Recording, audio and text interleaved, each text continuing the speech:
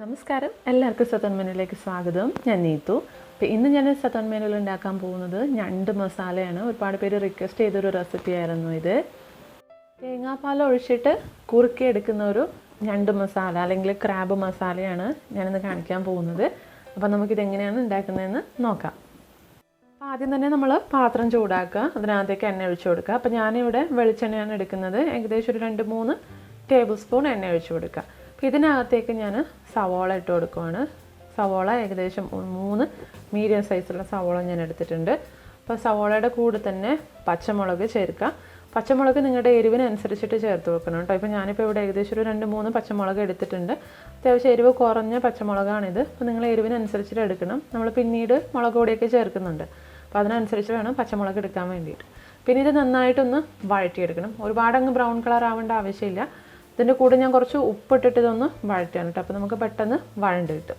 അപ്പോൾ ഞാൻ നേരത്തെ പറഞ്ഞ പോലെ ഒരുപാട് ബ്രൗൺ ആവേണ്ട, ഒന്ന് വാടി വന്നാൽ മതിയാവും. നമുക്ക് ആ ഗ്രേവിക്ക് നമുക്ക് കുറച്ച് ഓണിയൻ ആവശ്യമുണ്ട്.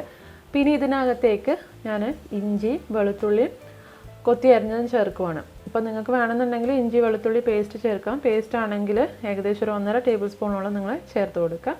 അപ്പോൾ ഇഞ്ചി വെളുത്തുള്ളി ഇതുപോലെ ചോപ്പ് ചെയ്തതാണെങ്കിൽ ഒരു പിടിയോളം ചേർക്കുക. പിന്നെ ഇതും കൂടെ ചേർത്തിട്ട് നന്നായിട്ടൊന്ന് വഴറ്റിയെടുക്കുക. ആ പച്ചമുളകിൻ്റെയും ഇഞ്ചിയും വെളുത്തുള്ളിയുടെ ഒക്കെ ഒരു പച്ച മണം ഒന്ന് മാറണം, അതുവരെ ഒന്ന് വഴറ്റിയെടുക്കുക.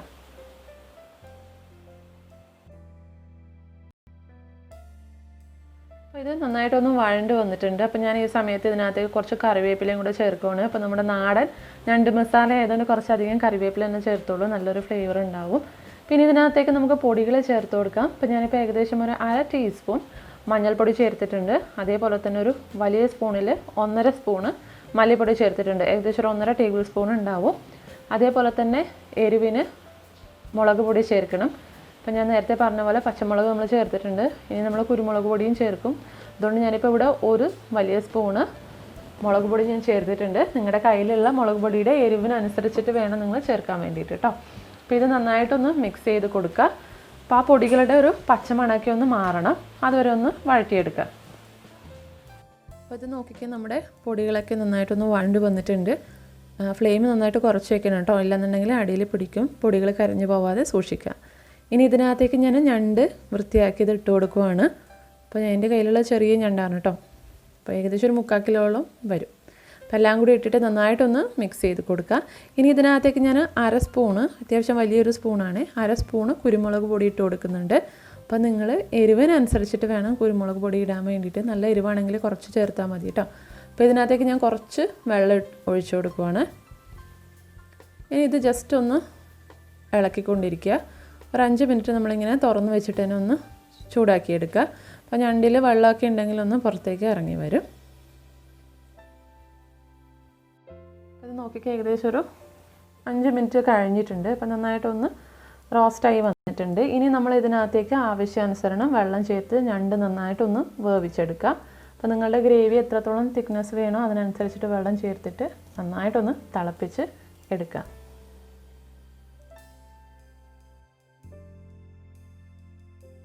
അപ്പോൾ നന്നായിട്ട് ഇളക്കി കൊടുക്കുക. ഉപ്പൊന്ന് ടേസ്റ്റ് ചെയ്ത് നോക്കുക, ഉപ്പ് കുറവാണെങ്കിൽ ചേർക്കുക കേട്ടോ.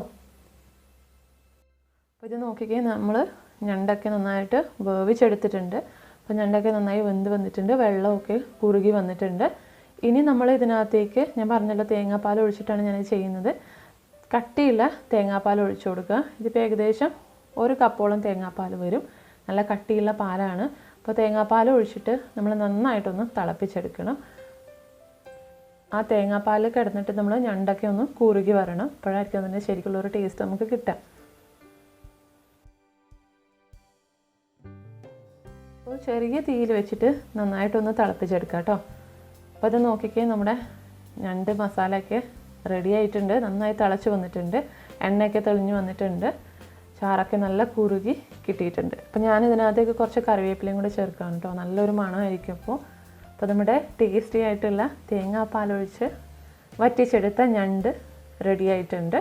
അപ്പോൾ ഇതെല്ലാവരും ഒന്ന് ട്രൈ ചെയ്ത് നോക്കിയിട്ട് നിങ്ങളുടെ ഫീഡ്ബാക്കൊക്കെ താഴെ കമൻറ്റിൽ അറിയിക്കുക കേട്ടോ. വീഡിയോ ഇഷ്ടപ്പെട്ട കൂട്ടുകാർക്കൊക്കെ ഒന്ന് ഷെയർ ചെയ്യണേ. അപ്പോൾ ഞാനത് ഞണ്ട് ക്ലീൻ ചെയ്യുന്നത് എങ്ങനെയാണെന്ന് കൂടെ കാണിച്ചു തരാം. അപ്പോൾ ഞണ്ട് എടുക്കുക, അതിൻ്റെ കാലിൻ്റെ അറ്റം ഒന്ന് മുറിച്ച് കളയുക. അതേപോലെ തന്നെ കാല് രണ്ടായിട്ട് പൊട്ടിച്ചിട്ട് കൊടുക്കുക. അതേപോലെ തന്നെ നമ്മൾ ഞണ്ടിൻ്റെ നടുഭാഗത്ത് ചെറുതായിട്ട് കത്തി കൊണ്ടൊന്ന് തട്ടിക്കൊടുക്കുക. അപ്പോൾ അത് രണ്ടായിട്ടൊന്ന് പരന്ന് കിട്ടും. അപ്പോൾ അതിൻ്റെ ആ തോട് വേസ്റ്റാണ്. അപ്പോൾ ഇതിനകത്തുള്ള ഇറച്ചിക്ക് ചുറ്റുള്ള ഭാഗങ്ങളൊക്കെ ഒന്ന് ക്ലീൻ ചെയ്ത് കൊടുക്കുക. നമുക്കതിൻ്റെ ആ ഒരു ഫ്ലഷ് മാത്രം മതിയാവും. എല്ലാം കൂടെ ക്ലീൻ ചെയ്തിട്ട് ബാക്കിയുള്ള കാലൊക്കെ അങ്ങ് മുറിച്ച് കളയുക. അപ്പോൾ നിങ്ങൾക്ക് വേണമെന്നുണ്ടെങ്കിൽ ഇതിൻ്റെ നടുഭാഗത്തുകൂടി ഒന്ന് കട്ട് ചെയ്ത് കൊടുക്കാം. അല്ലാന്നുണ്ടെങ്കിൽ വലിയൊരു പീസായിട്ട് അങ്ങനെ തന്നെ ഇടാം. അപ്പോൾ ഇതിൽ മുറിച്ചിട്ടുണ്ട് കേട്ടോ. അപ്പോൾ അതിൻ്റെ ബാക്കിയുള്ള കാലൊക്കെ അങ്ങ് കളയുക. അതിൻ്റെ ഇറച്ചി മാത്രം എടുക്കുക കേട്ടോ. ബാക്കിയുള്ള പാർട്ടൊക്കെ ഒന്ന് കളയുക. അപ്പോൾ വീഡിയോ ഇഷ്ടപ്പെട്ടിട്ടുണ്ടെങ്കിൽ ചാനൽ സബ്സ്ക്രൈബ് ചെയ്യാൻ മറക്കരുത്.